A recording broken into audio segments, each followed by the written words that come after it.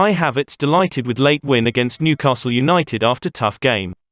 Chelsea attacker and match winner Kai Havertz has expressed his delight for his side's late win against Newcastle United on Sunday afternoon. The Bluesman scored in the 89th minute to seal a huge 1-0 win for his side, who had to battle hard against a strong and rigid Magpies team. It was the German's 10th goal of the season, and his 4th in just 8 days in the Premier League. Speaking to Sky Sports after the match, Havertz revealed his delight for the win as the Blues look to finish in the top 4 come the end of the campaign. At halftime we spoke about it, we dug in, we tried to give our best. In the end, it's a brilliant win for us. Despite his goal, the German international was the subject of controversy in the first half as he was booked for a foul on defender Dan Burn, with many believing he should have been sent off for the challenge. Amazing to score like this. It was very tough. They made life for us hard.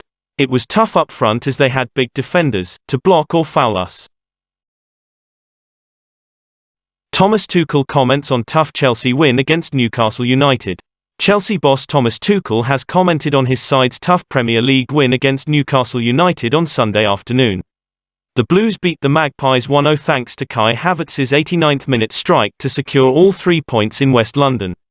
His side had to battle hard against their visitors, but they were able to eventually seal the win thanks to a real moment of quality. Speaking to the media after the game, via Football London, Tuchel shared his thoughts on the huge win for Chelsea as they look to secure a top 4 finish this season. The Kai Havertz goal was exceptional and we had a hard time on the pitch. They were very physical and it was difficult to accelerate the game in the last 30 metres. It was important not to concede so that with one quality chance we could win it and we did it. He also spoke on the decision to play attackers Hakim Ziyech and Christian Pulisic as wing backs as they searched for their late winner.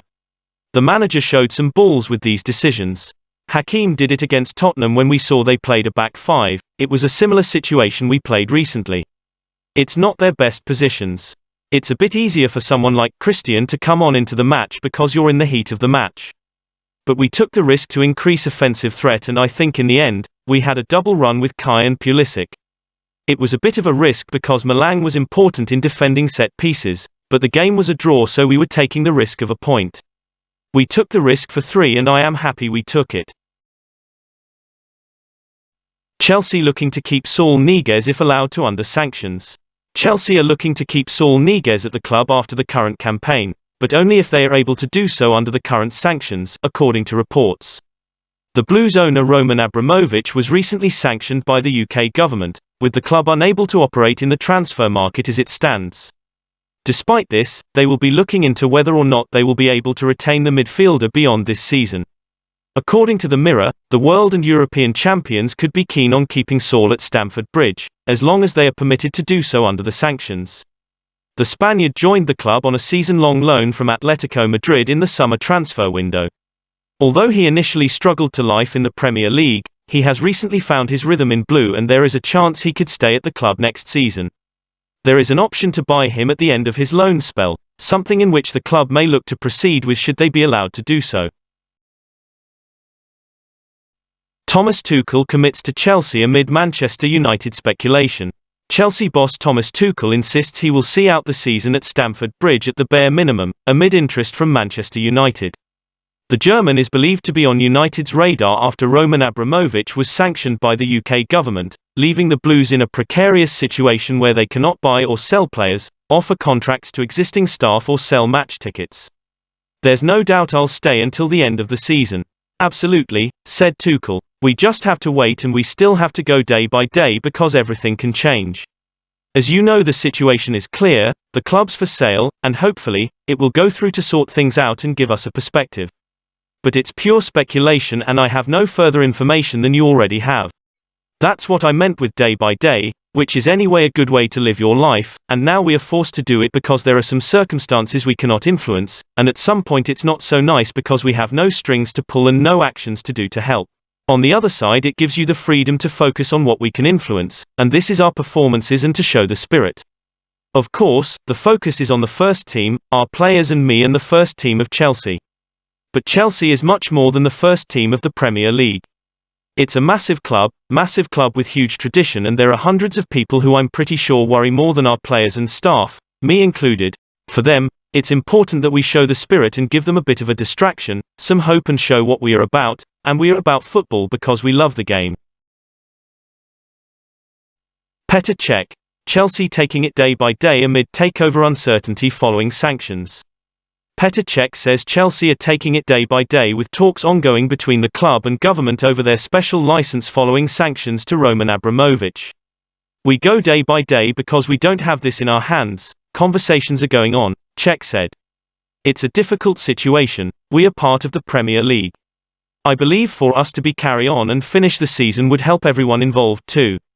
That's something I'm not involved in, the talks, but we have the board and people in the club talking to the government over how we can operate and carry on.